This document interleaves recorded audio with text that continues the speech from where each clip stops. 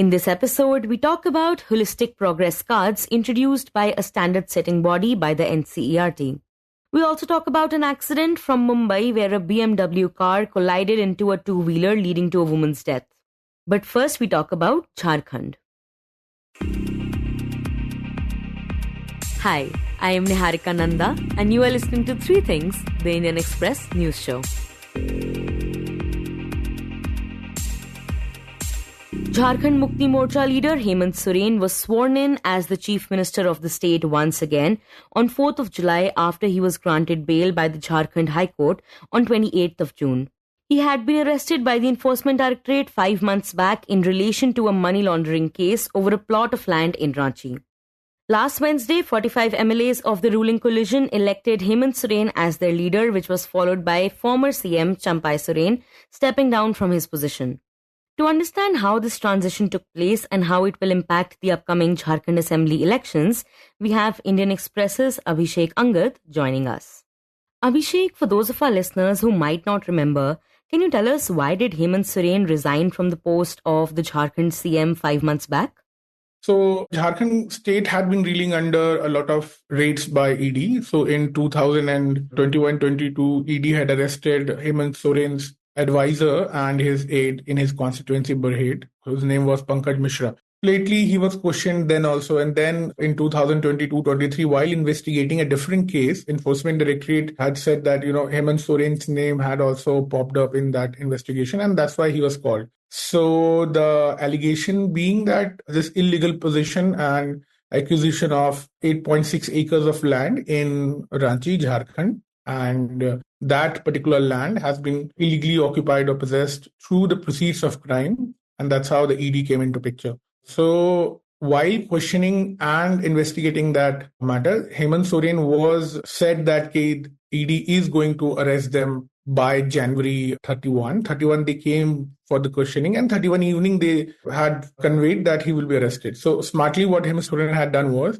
if he was arrested and taken to jail and saying that he would be CM from jail, he resigned from the post of Chief Minister. And within building a consensus, he appointed Mr. Champai Soren to take over the government. And in a bid to not get his government destabilized, he resigned so that his government can smoothly function. And how is Hemant Soren returning as the Chief Minister of Jharkhand now? What is happening currently? So we need to look at, since this was a case and lawyers of Hemant Soren had actually challenged the entire arrest and summons by ED. But he did not get a release then. However, a regular bail was filed. The trial court had rejected the regular bail, and in the High Court, the court said while granting bail that there exist reasons to believe that he is not guilty. So he was granted bail on June 28th. Same day he was released also. And party members and the cadres and also of the coalition government, it is injected certain enthusiasm in them because it's their leader, right? So the mandate for 2019 elections was given on the result, and the win of JMM and the coalition was given on the name of Mr. Hemant Soren. So Hemant Soren going to jail was a bit of a problem. However, when he came out, and also very high and strong remarks from the High Court on the bail order, the court said that as of now, on broad contours, it seems that there is no reason to believe that he is guilty. Or we can say that there are reasons to believe that he is not guilty. So that statement itself very strong. So within that, the cadre is enthusiastically welcoming the entire and they see that this will definitely help them to wade through the election that is upcoming in the next 3 or 4 months. And Abhishek, did now former Jharkhand CM Champai Soren step down from the post willingly? So basically, you have to look at that from the point of view that there are two sides of this story, right? The first side is that Mr. Champai Soren, former CM now, he was running the government very smoothly. And the moment Hemant Soren came out, it was very clear that Hemant Soren would take over the government and lead, but the question was when. However, what started happening was that the advisors around both the leaders, they started calling shots. For instance, one of the close advisors of Mr. Hemant Soren actually cancelled the appointment ceremony of 1,500 teachers. So this, and then the advisor conveyed it to Mr. Champai Soren. So for Champai Soren, it felt like, he's being immediately sidelined the moment Mr. Hemant Soren had stepped out of jail. So this led to a lot of friction initially. And then during the India Bloc leaders meeting, a day before he took oath, and there actually Champai Soren broke down and recounted this story, saying that he's been treated like a discarded politician. And then one of the MLAs from Congress stood up and said, no, but the mandate has been given for Mr. Hemant Soren, so there has to be a smooth transition of power.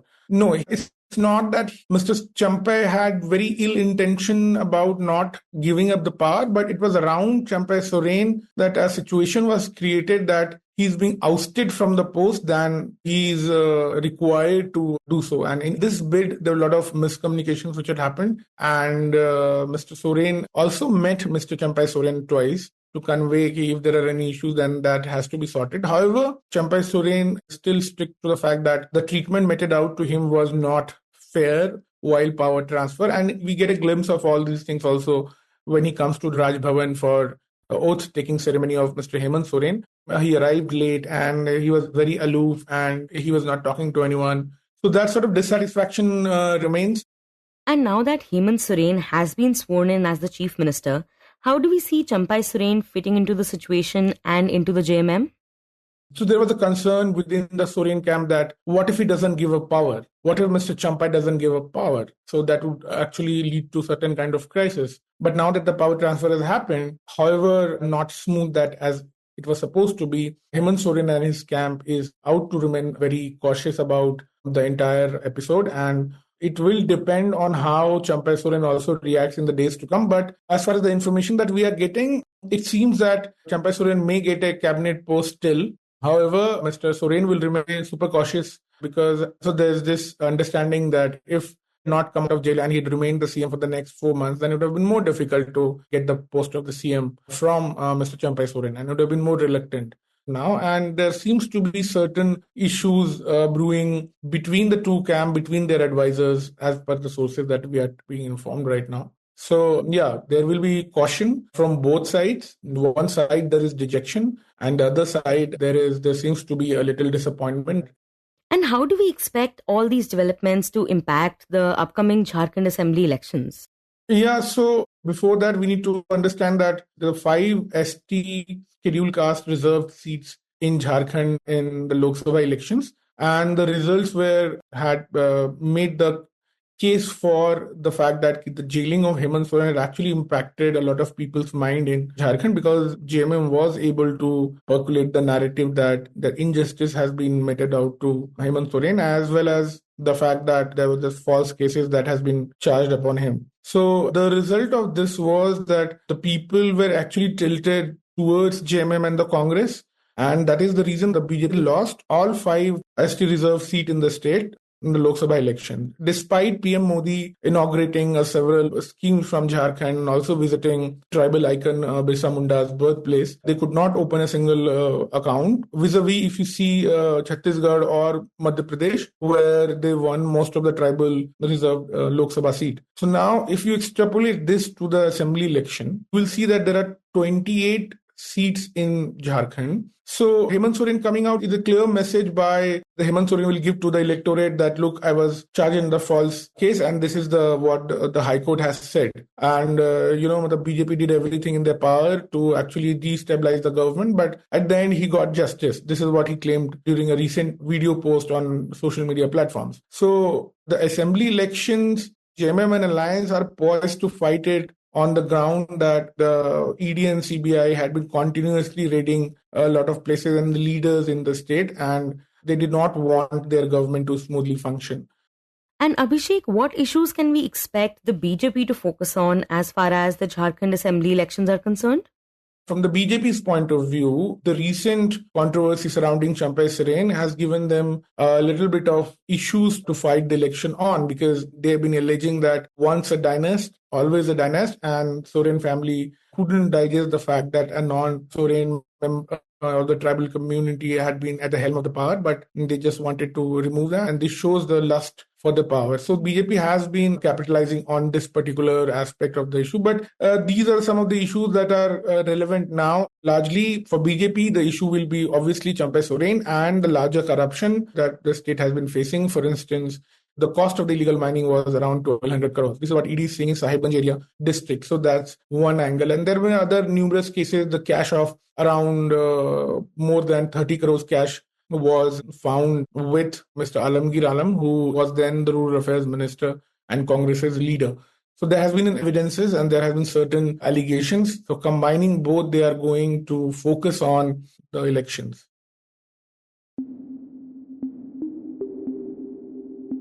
Next, we talk about a new report card introduced by the NCERT.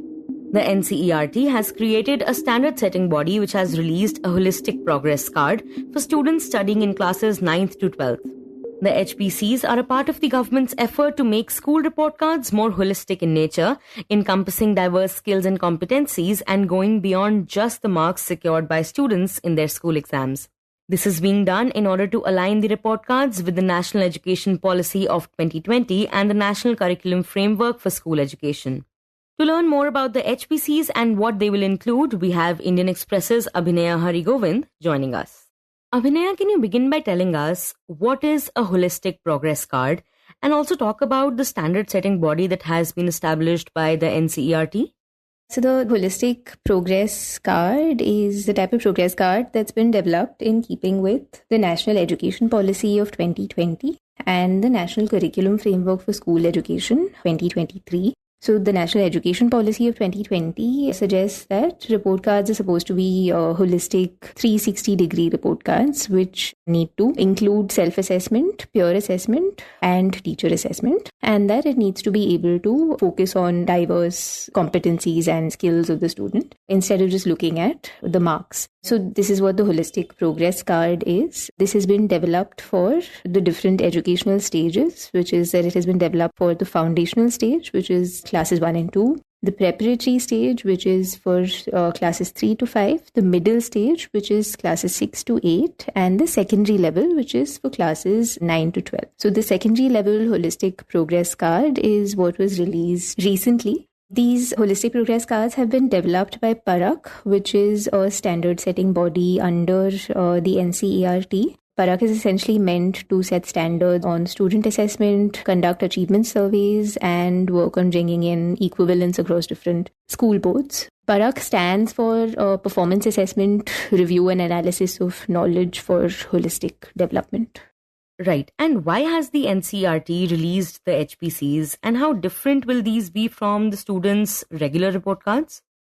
So the HPCs will now have self-assessments, they will have peer assessments, and they will also have teacher assessments. So for the secondary level, which is classes 9 to 12, these report cards are meant to now be amalgamated with the board exam results. And the report cards will now have sections on the students' plans after school, which is that it will now have, for the HPC for classes 9 to 12, will now have a section on something called the next big step of my life, where the student will now have to answer questions on what they want to do after they finish school, which is whether they want to go to college, whether they want to take up a vocation, or whether they want to prepare for admission in college. It also then asks students to track what their accomplishments are in terms of the steps and skills that they need to work towards this, which is that whether they've started preparing for entrance exams or for college applications. So this is an inventory of sorts where they need to cross out the skills that they think that they have achieved. It also goes on to ask these students about how they feel about their future, whether they're prepared, whether they're excited, confident, curious. Some of these sections are also required to be filled out in consultation with their peers, with their teachers.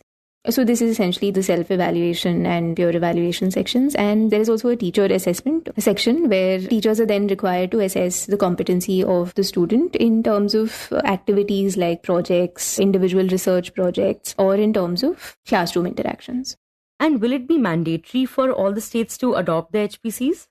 So it is up to the states to decide whether or not they want to implement the HPC and how they want to implement the HPC. So they can either use what has been developed by PARAKH or they can adapt it to their own needs. So it would be up to the states to decide. So some states like Maharashtra, Haryana and Himachal Pradesh have already started preparing to implement the HPCs up to class 8, which is up to the middle stage from the 2024-25 academic session onwards. For the secondary level HPCs, which is for classes 9 to 12, that is not expected to be rolled out in the current academic session, which is the 2024-25 academic session, because for the secondary level HPCs, training needs to be done at the state level as well as for the teachers.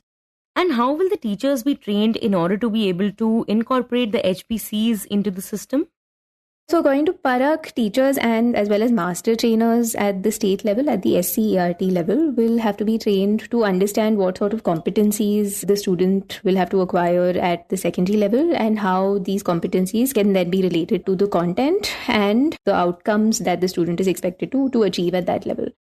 And Abhinaya, what did the head of the PARAKH body, Indrani Bhaduri, had to say about this new report card system? The head and CEO of PARAKH, Indrani, said that the secondary level holistic progress card, which is for classes 9 to 12, is meant to focus on the learner as researcher, and that these HPCs are meant to be different from the internal marking system that is already part of the board exam evaluation. She also said that the HPC is meant to reflect what the student has done all through the academic year and not just in the exam.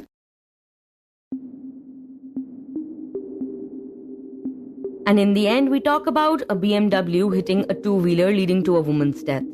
In a tragic accident yesterday, a BMW rammed into a two-wheeler and dragged a woman passenger on its bonnet for nearly 2 kilometers before flinging her on the road in Mumbai, leading to her death.